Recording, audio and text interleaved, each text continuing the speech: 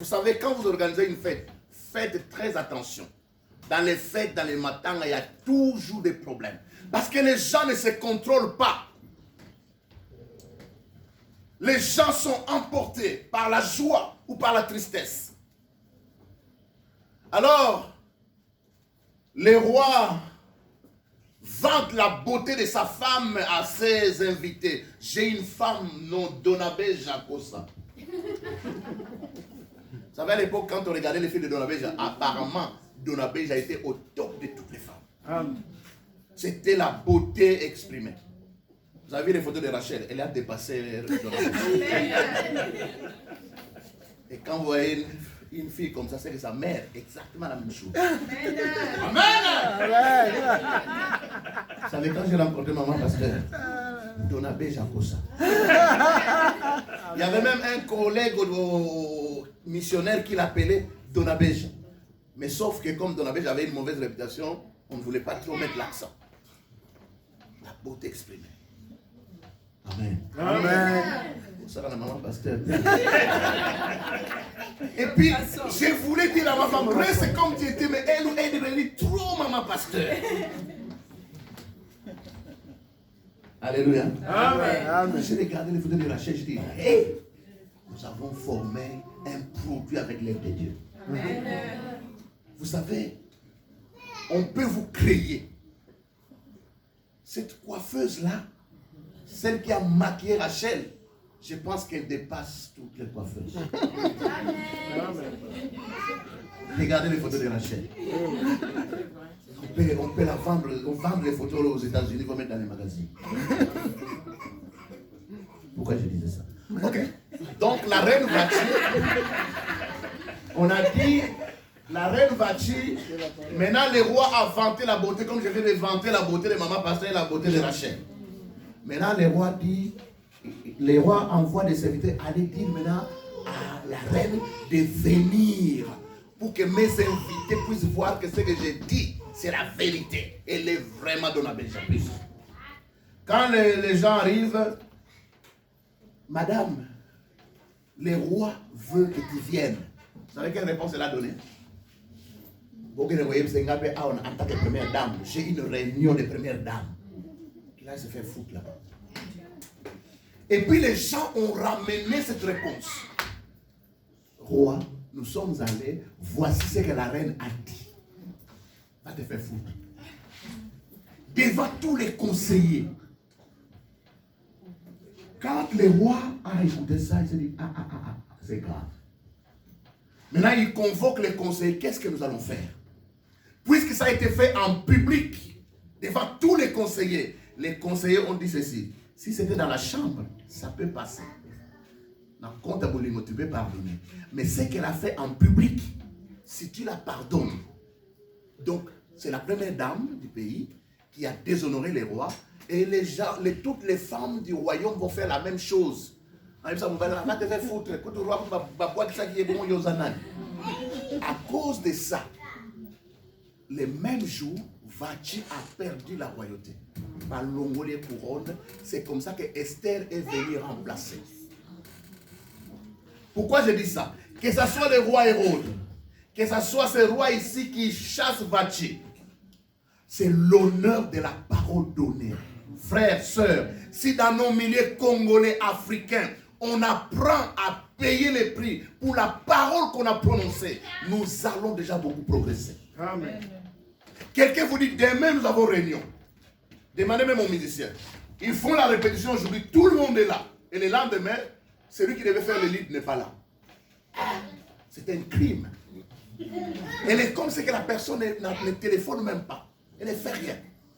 Et ça, c'est dans la maison de Dieu. Au nom de Dieu. Frères, apprenons à respecter Dieu. Parce que Dieu honore ceux qui l'honorent. Amen. Si tu honores Dieu même dans les petites choses, Dieu va t'honorer.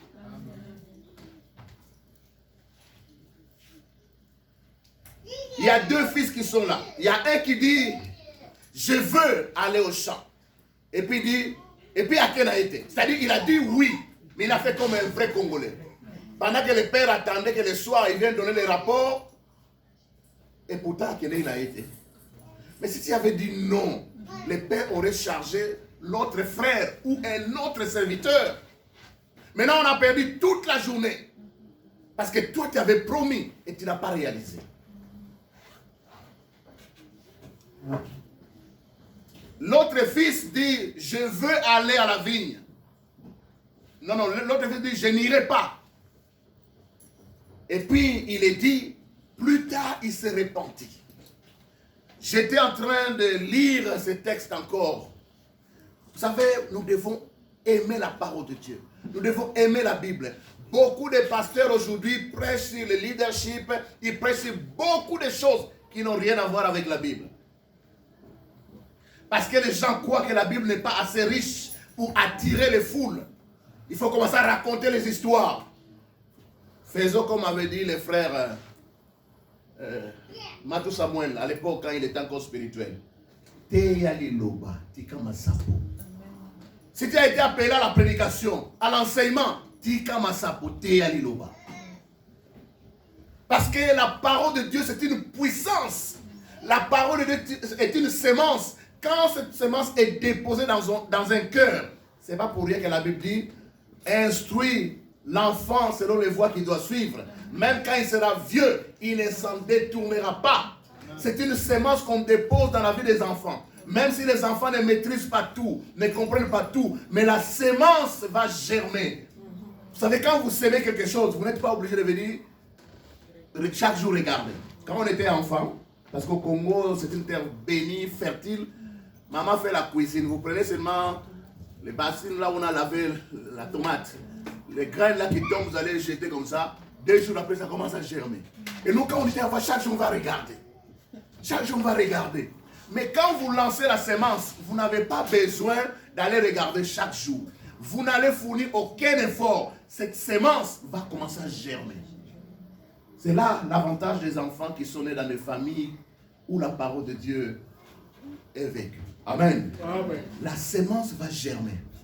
Ne pensez pas que les enfants qui sont là parce qu'ils ne comprennent pas 60% de ce que nous disons, que c'est une perte de temps. C'est une sémence. Amen. Et la parole est une puissance. Amen. Alors regardez. Il est dit dans ce passage,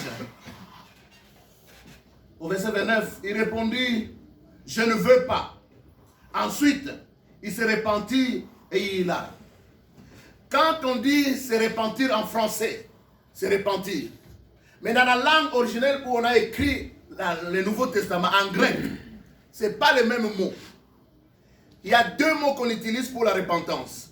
Quand vous venez à Jésus pour la première fois, le mot qu'on utilise pour la repentance, c'est métanoéo. M-E-T-A-N-O-E-O. Métamorphose, ça vient de ce mot-là. Ce mot désigne l'état d'un cœur qui a radicalement changé. Le premier mot pour la repentance, M-E-T-A-N-O-E-O, métanoéo. Ce mot veut dire un cœur qui change radicalement. C'est par rapport au péché. Celui qui se répand, selon ce premier mot ici, c'est quelqu'un qui a un dégoût pour les péchés. Une aversion pour les péchés du passé. Il a dégoûté cette vie-là. Il se répand radicalement. Mais dans les textes que nous venons de lire, on ne parle pas de ce mot-là. Parce qu'ici, il ne s'agit pas de quelqu'un qui se répand de ses péchés. Je ne sais pas si je me fais comprendre. Amen. Le mot qui est utilisé ici, c'est plutôt métamélomai. Métamélomai. M-E-T-A-M-E-L-O-M-A-I. Avec tréma. 2 points on dit, hein? Ok. Ici, le mot qui est utilisé ici, quand on dit au verset 29 que le fils qui avait dit non, ensuite il se répand, c'est le mot métamélomai. Un regret ou une douleur. Donc quand cet enfant a dit non à son père, après, seulement quand il est rentré en lui-même, mais qu'est-ce que j'ai fait? Alors, il a regretté ce qu'il a fait. Il a eu comme une douleur d'avoir blessé le cœur de son père. Dans ces passages, les 2 dimanches, quand nous avons parlé de ça, nous avons dit, les 2 enfants ici sont des enfants qui appartiennent déjà au Père. Nous pouvons dire, pour nous parlons de 2 sortes de disciples de Jésus. Nous sommes déjà disciples de Jésus. Nous avons cru en lui. La première fois quand nous avons cru, c'était métanoëo. C'est-à-dire nous sommes repentis de notre ancienne vie. Mais ici, nous parlons des frères et des sœurs qui sont déjà membres de l'Église, mais qui ne veulent pas faire la volonté du Père. Vous êtes déjà dans la maison. Votre nom est déjà inscrit dans le livre de vie. Vos péchés ont été pardonnés. Dieu vous a donné la vie éternelle. C'est-à-dire, Dieu a tout fait pour vous. Mais quand Dieu, le Père, vous demande de faire quelque chose, vous dites oui, je vais faire. Et puis vous ne faites pas. Vous devez souffrir des remords. Vous devez avoir une douleur pour ne pas avoir fait la volonté de Dieu. Parce que vous réalisez qu'avec tout ce que le Père est pour moi, tout ce qu'il fait pour moi, il me demande de faire quelque chose et je ne fais pas. Alors je me répands. Je change pour aller faire maintenant. C'est pourquoi on demande entre les deux. Et celui qui avait dit oui et qui n'a pas fait. Et celui qui a dit non et qui a finalement fait. Qui a fait la volonté de son Père. C'est celui qui a dit non et qui s'est repenti. Amen. Frères, sœurs, je crois que vous êtes enfants de Dieu. Si du moins vous avez déjà fait la première repentance. Nous avons déjà parlé au premier message que nous avons 2 sortes d'appels. Dieu nous appelle d'abord au salut. Il veut d'abord te sauver toi. Vous savez, il y a une dame, la musicienne qui vient de se convertir. MJ20. Hein? Voilà, 30. Moi je dis 20. Vous savez, le plus grand danger de l'église, c'est quoi? Elle s'est convertie, elle va sortir son premier album. C'est là le danger dans l'église. Mais si tu étais musicien, comme parlons de Fali Poupa qui vient de défier, qui vient de nous défier, nous combattants. Il vient de nous défier. Imaginez que ces Fali se convertissent aujourd'hui. Dans nos églises, comme nous sommes aveugles, et nous courons derrière les gens pour qu'ils attirent les gens, nous allons faire de lui directement musicien dans l'église. Ça, c'est la plus grande erreur. Parce que la première métanoïa qui s'est faite, si cette personne se répand, cette personne a besoin d'encadrement, d'affermissement, de formation. Plus tard, si c'est dans ce ministère que Dieu l'appelle, alors il continue. Mais nous, dès qu'un païen arrive, si c'est un guitariste, Tobiki. Si c'est un pianiste, Tobiki. C'est vous qui croyez que Tobiki, mais l'église est détruite. Amen. Le premier appel, c'est l'appel au salut. Que tu sois architecte, que tu sois médecin, que tu sois journaliste, quand tu t'es converti, Dieu t'appelle d'abord pour te sauver toi. Il n'a pas d'abord besoin de ton ministère. Amen. C'est pourquoi nous disons, si ça fait longtemps que vous êtes dans l'église et que vous n'avez pas fait la première repentance, allez voir les serviteurs de Dieu même en cachette. Oui. Dites, pasteur, je suis dans la chose. Amen.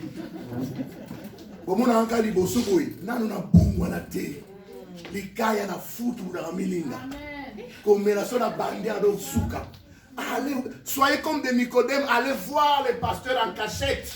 Ce n'est pas un péché. Vous n'êtes pas obligé de venir devant tout le monde dire depuis 10 ans dans la tu n'es pas obligé de le dire en public. Viens chez les pasteurs en secret. Parce qu'il y a un certain respect qu'on doit à tout le monde. Amen. Je ne suis pas d'accord avec tous ces serviteurs de Dieu qui exhibent les gens. Il est paralytique, tu l'as aidé, puis tu veux que le monde entier voit que tu l'as aidé. Tu vois quelqu'un qui ne sait pas peut-être avoir une femme, tu l'aides à avoir une femme et tu veux montrer au monde entier que c'est grâce à toi qu'il a trouvé cette femme. Ça, c'est humilier la personne. Frères, sœurs, soyons sûrs que Dieu nous a déjà appelés la première fois. Quand il est venu frapper à la porte, il a dit, voici, je me tiens à la porte, je frappe. Si quelqu'un entend ma voix et ouvre la porte, j'entrerai chez lui. J'ai soupé avec lui et lui avec moi. À ceux qui l'ont reçu, à ceux qui croient en son nom, il a donné le pouvoir de devenir enfant de Dieu.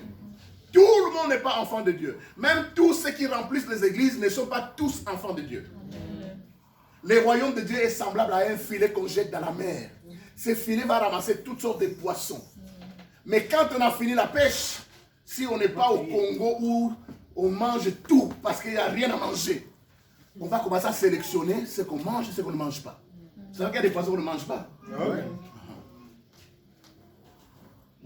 Mais nous, dans l'église de Jésus aujourd'hui, nous mangeons tout. Nous utilisons tout. Il y a des gens qui n'ont jamais répondu au premier appel. Maintenant, si vous avez déjà dit oui à Jésus, comme cette fille qui vient de se convertir, comme ça sera le cas pour Fanny pour pas un jour, que Dieu va lui faire grâce qu'il se convertisse. Quand il va se repentir, j'ai encore vu une dame là qui était très attachée à l'autre là, l'ivoirien là. Il y a une dame qui chantait aussi avec Arafat, qui s'est convertie. Mais elle s'est convertie elle aussi, et se lance déjà dans le ministère de chant. Frères, sœurs, les pasteurs qui disent que les choristes vont aller tout droit au ciel, ce sont les plus grands menteurs. Mieux vaut que quelqu'un te dise faites attention. Alors tu fais attention. Que quelqu'un là, pour un bébé, et puis tu te réveilles, boy, tu es en enfer. Il y a des gens qui vont chercher les pasteurs en enfer. Parce qu'il y a des pasteurs qui vont se retrouver en enfer. Au monde, il y a un pasteur à cause que le baptême, tu les trouves en enfer. Tu vas les frapper. Parce que c'est à cause de lui que tu te retrouves là et pour l'éternité. Mais les pasteurs qui te disent la vérité te disent Jésus doit être le maître, le Seigneur de ta vie. Il faut que la première repentance prenne place, que tu puisses avoir une aversion à ton ancienne vie. Tu décides maintenant de suivre Jésus. Et plus tard, Dieu va maintenant te lancer le deuxième appel. Le deuxième appel, c'est l'appel au ministère, au service, au travail. Ici, le Père est en train d'envoyer 2 fils qui lui appartiennent déjà. Et ça, moi, ma les 2 fils lui appartiennent déjà. Et il dit à l'un d'eux, va à la vigne. Il dit aussi à l'autre, va à la vigne. Frère, soeur, toi qui sers déjà Dieu, dans l'intercession, on me met un peu gagner dans le Vous savez pourquoi l'église est inefficace? Je ne parle pas de notre église locale seulement, de toutes les églises aujourd'hui. Parce que les gens mettent trop d'accent sur les titres, sur les positions. Christ en nous, l'espérance et la gloire à venir, disait l'apôtre Paul, Colossiens 1, 27. Pour les premiers disciples, c'est la présence de Jésus dans leur cœur qui était d'abord important. Aujourd'hui, c'est le titre, c'est le ministère. Et quand quelqu'un est déjà diacre, ça fait 22 ans dans l'église. Ancien, ça fait 15 ans dans l'église. Dites à cet homme de se repentir, de passer par les eaux du baptême. Est commis presque impossible. C'est pourquoi Jésus a dit il est plus facile pour l'homme riche de passer par les tours de l'église. Pardon. Plus facile aux chameaux de passer par les tours de l'église qu'aux hommes riches d'entrer au ciel. Beaucoup de gens qui ont fait plusieurs années dans les églises sont comme des hommes riches. Ils ne peuvent plus être sauvés. Ou ils ne veulent plus. Parce que Dieu peut toujours. Mais eux, ils ne veulent pas. Parce qu'ils ont l'orgueil. Ils veulent montrer que moi, ça fait longtemps. C'est nous qui avons bâti cette église. Ça ne signifie rien du tout. Est-ce que vous avez compris la différence de 2 mots? Amen. Il y a un mot qui désigne un cœur radicalement changé. Premier appel au salut. Le deuxième mot, c'est juste, quand je dis juste, vous allez minimiser. C'est un regret. Une douleur du Seigneur. Qu'est-ce que je viens de faire? C'est à mon père que je viens de dire oui, et puis je n'ai pas fait. Pardon, j'ai dit non. Non. C'est pas possible ça, c'est pas possible. Je dois rectifier. Je dois rectifier.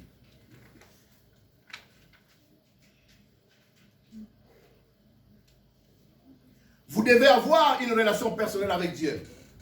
C'est pourquoi ceux qui lisent les 4 lois spirituelles, ils comprennent mieux comment on devient chrétien selon Dieu. Comment avoir une relation personnelle selon Dieu. Frères, sœurs, moi, je suis Nasukola maboko. J'ai dit la vérité. Si tu viens seulement à l'église Christ est roi, ton nom est inscrit chez Maman Marlène. Mais pour que ton nom soit inscrit dans le livre de vie, tu dois accepter Jésus comme Seigneur et Sauveur. Et puis quand tu acceptes Jésus comme Seigneur et Sauveur, le Saint-Esprit vient en toi. On ne va pas te pousser pour venir à la prière. On ne va pas te pousser pour aimer la parole de Dieu. Ça, c'est le nœud du problème. Beaucoup de gens viennent dans nos églises, mais ils n'ont pas Jésus dans leur cœur. Et quand Jésus n'est pas là, le Saint-Esprit n'est pas là, qui va produire en toi les vouloirs et les faire? Philippiens 4, 13 nous dit, c'est Dieu qui, 2, 13, c'est Dieu qui produit en nous la volonté de prier, la volonté de lire la Bible, la volonté même de venir à l'église. C'est le Saint-Esprit qui les produit. Vous savez, beaucoup de gens dans nos églises, bolingoye kutu, kinin. Or, la Bible dit, Dieu est amour. Si Jésus vit en toi, l'amour, c'est l'évidence, c'est la preuve que toi tu appartiens à Dieu. Ce qu'on dit, frère, soeur, azanga bolingo, douter na salina. Tu as le droit de douter, parce que Dieu est amour. Si Jésus vit dans ton cœur, pourquoi l'amour ne se manifeste pas en toi? Il n'y a que jalousie, il n'y a que haine, il n'y a que critique négative. Commence à douter de ton salut. Parce que Dieu est amour.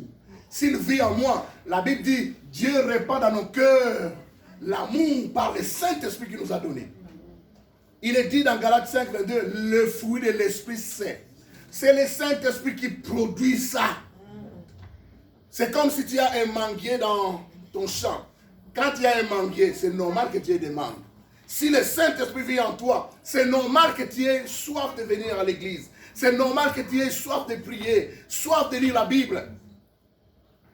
Mais si toutes ces choses ne se manifestent pas, mon frère, viens me voir en secret. Dis-moi que tu es dans la chose. Tu es dans la chose. Tu es dans la chose.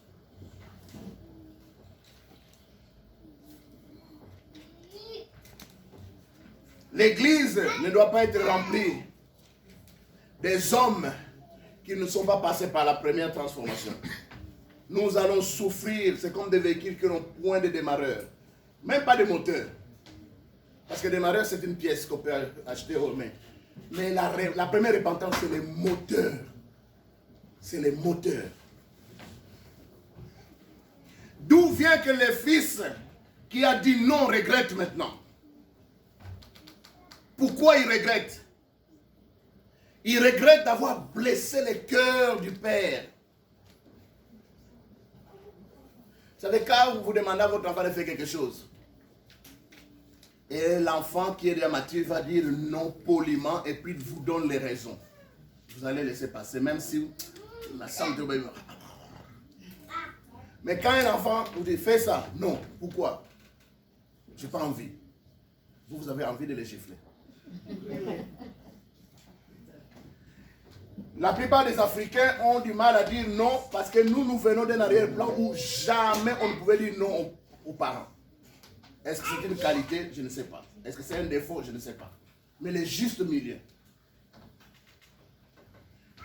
Maintenant, nous avons des enfants qui disent non à tout. Ça là bon non. Donc ça bon non. Ça là bon non. Donc ça bon non. Mais cet enfant va encore venir pour payer sa bon. À qu'il y a 10h à midi. C'est pas gentil, hein? Même Dieu a un cœur, frère. Dieu aussi souffre dans son cœur. Quand il nous demande de faire des choses, nous ne voulons pas. Mais entre-temps, nous voulons qu'il nous protège des sorciers. Nous voulons qu'il nous donne les mariages. Nous voulons qu'il nous bénisse. Mais c'est quand lui nous demande de faire des choses, est-ce que nous les faisons? Ou nous disons non, mais nous aurons une qualité de dire non, et puis on change. Quand on regarde tout ce qu'il a fait, qu'est-ce qu'il a fait? Dieu t'a sauvé, il t'a délivré. Amen. Un homme de Dieu a dit, si tu veux vraiment être reconnaissant, regarde ce que tu serais si Dieu ne t'avait pas sauvé. Amen. Moi, si Dieu ne m'avait pas sauvé, je ne serais pas ici. Je ne viens pas d'une famille riche où les gens voyageaient, venaient. Non, non, non, non. Si Dieu ne m'avait pas sauvé, je ne serais pas ici. Amen.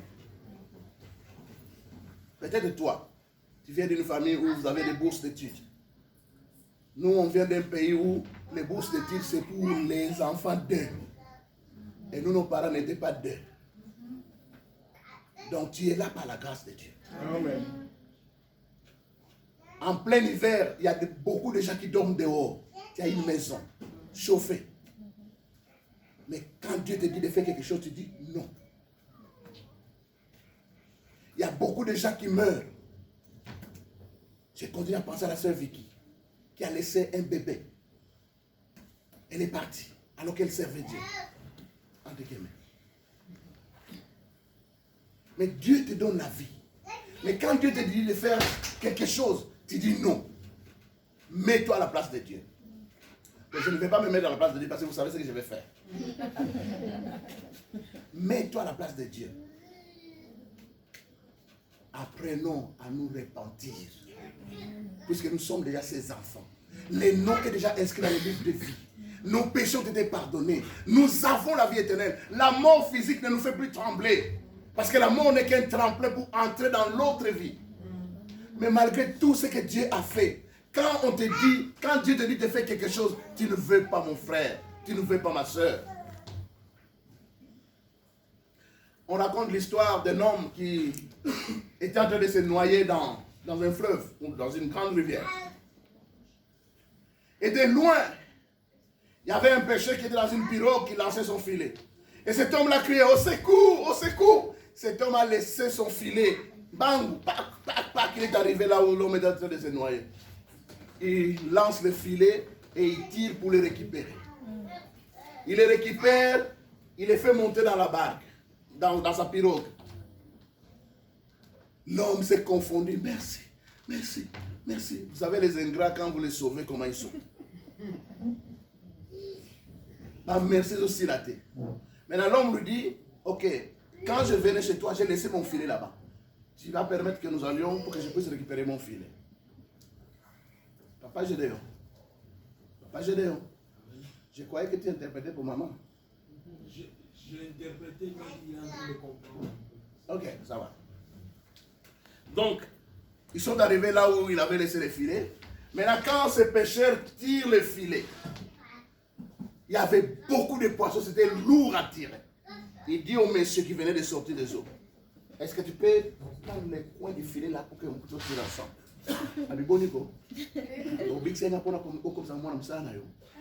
Est-ce que tu m'as sauvé pour faire de moi ton domestique? Bon, je ne vais pas vous poser la question. Si vous étiez à la place des pécheurs, qu'est-ce que vous allez faire? Mettez-vous à la place des pécheurs. Non, remettre dans l'eau, c'est trop bon. Moi, je vais les renverser dans la tête en bas. Comme ça, il ne sera plus nager. Donc, vraiment, dinasser. Mes frères, regardez, chaque fois que Dieu vous demande de faire quelque chose et vous ne voulez pas, mais vous faites exactement comme cet homme. Donc, vous croyez que Dieu vous a sauvé pour vous-même. Venez prier pour le salut des autres et talioter. Venez pour